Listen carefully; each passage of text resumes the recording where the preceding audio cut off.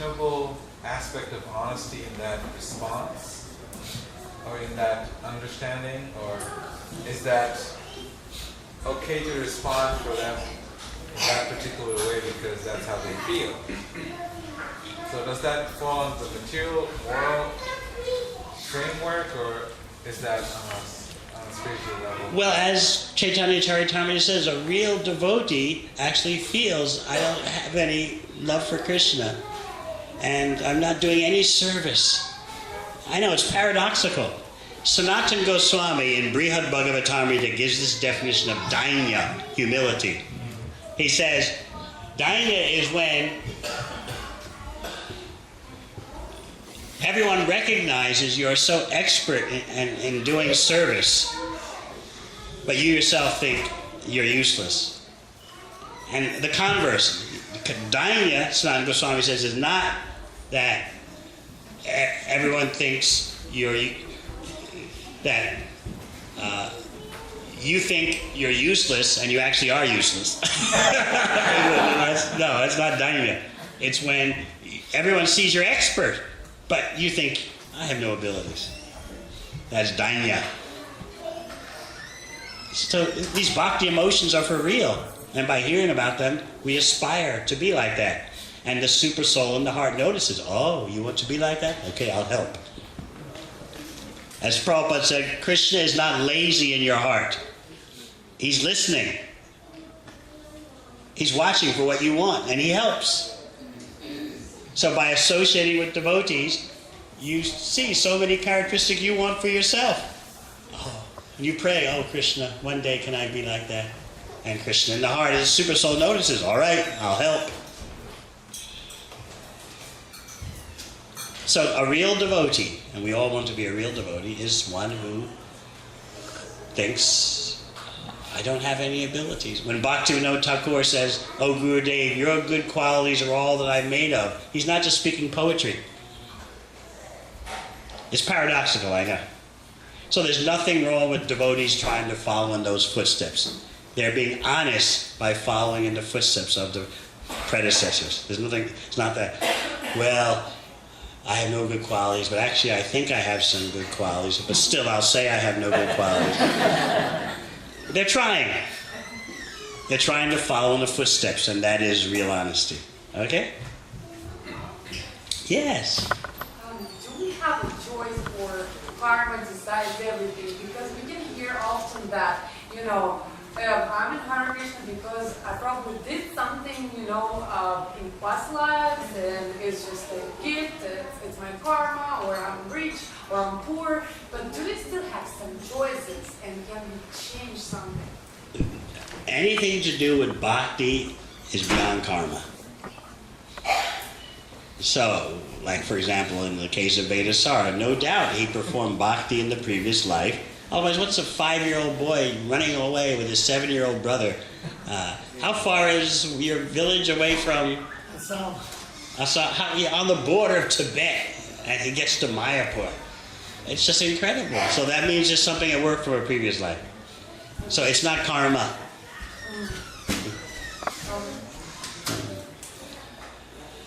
Your bhakti activities accumulate even over various lifespans. Of course, for example, in terms of yourself, you could say that maybe you did some bhakti in a previous life, or maybe simply you're receiving now the greatest fortune. Prabhupada gives this example that usually for there to be rain, there should be clouds in the sky. But in Atlanta, do they have sun showers? Florida. Yeah, New Zealand, they have sun showers all the time. No clouds in the sky and rain is coming. Briefly, but still it's coming. So Prabhupada explained that usually to come to Krishna you need some prior service. But sometimes it can be that even though there's nothing prior, still you get a chance for the mercy. And especially because we're dealing with Lord Chaitanya, these inconceivable things can happen. That you have no bhakti past, but you get the opportunity. So now the question is, what will you do? And that's the choice, right? Yes, it's your choice. Yes. Hare Krishna Maharaj. Maharaj, even often when we talk with the colleagues and even my family also, my brother also, when we talk about next life, whatever we do, it just comes to the next life karma. They talk about who knows about the next life, it happens or not happens, we never saw it, there's no proof at all. Even if we give some example also, but you have that example to see what happened later. Means example, if you're studying in a good college, the good result will come. If they say also you are seeing the good result later, but after that we don't know anything. Then how to answer it at all? You're not. Do they remember being born? but they want their birthday celebrated, right? They can't remember being born. In other words, life doesn't depend on what you can remember or not. Especially since a basic dynamic of material life is forgetfulness. Once you understand that forgetfulness is an inherent characteristic of material life, then you don't wonder why it is that I can't remember this or that. The very thing of material existence itself is forgetfulness. But they've got it reversed. Remembrance is the essence of material life. Since I don't remember my previous death, or I don't even remember my birth, therefore it doesn't happen because remembrance is the essence of material life. No. It's all about forgetfulness. And what's one proof? What happens when you go to sleep at night? You forget the present body. And you wake up in the morning, you forget your dream body. So that shows you forgetfulness is the basic reality. So when your parents tell you that, your relatives, ask them, what are you going to do tonight when you go to sleep? How are you going to make sure you don't forget your body while you're sleeping? And what are you going to do in the morning when you wake up? How are you going to make sure you don't forget your dream body? So get them to understand that forgetfulness is the basic fact of material life.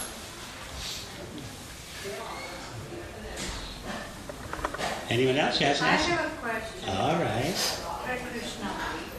This is always a query in my mind. In Bhagavatam it shows that how Brahma created this universe and the life started on earth. And then basically everyone started with the Vedic lifestyle. Then everyone is a devotee. And in current time, why we have so much viciousness and different faith and violence? Because it started by... What does Krishna say in Bhagavad Gita? Dvabhuta sarga lokesmin daiva asrevaja. Since the very beginning of the universe, there are two classes of living entities, divine and demoniac. Yes. Deva and Daitya. Huh? Deva and Daitya. Yes. So? Which one will you belong to? I got your point. But then, the point is, just now she asked about the karma tree. So, my point is, originally everyone is coming from the same level. So maybe someone is a 50 lifetime or 100 lifetime, but somewhere is connected originally to that karma.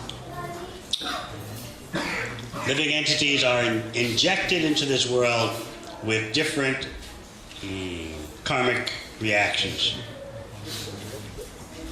Everyone gets what they deserve. It's not all one.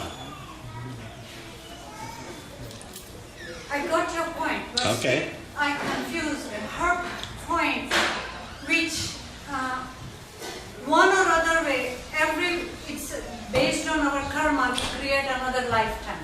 Yes.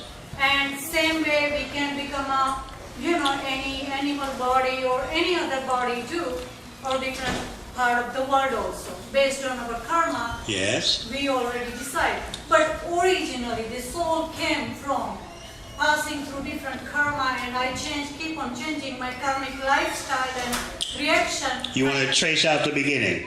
Yeah, so Impossible for human intelligence. no, Listen. Yes. Bhaktivinoda Thakur says, Anadi karma bhale bhavi bhavarnava jale. You cannot trace out with human intelligence when your karma began. sorry. I fully. Why do you want to understand this? No, because No, you tell me why you want to understand this. what I thought that basically one or other way we all are connected to Krishna because of our different lifestyle and karma. We forgot and we are into different. And so, yes, okay, so now what are you going to do? That's what my point is. Yes, what are you going to do? I Mhm. just try to be more closer to Krishna. All right, wonderful. I also will try. All right, Hare Krishna.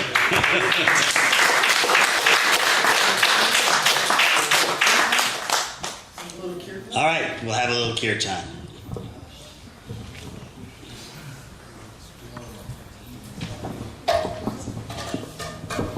Are we allowed to stand up? We can stretch a bit, or two.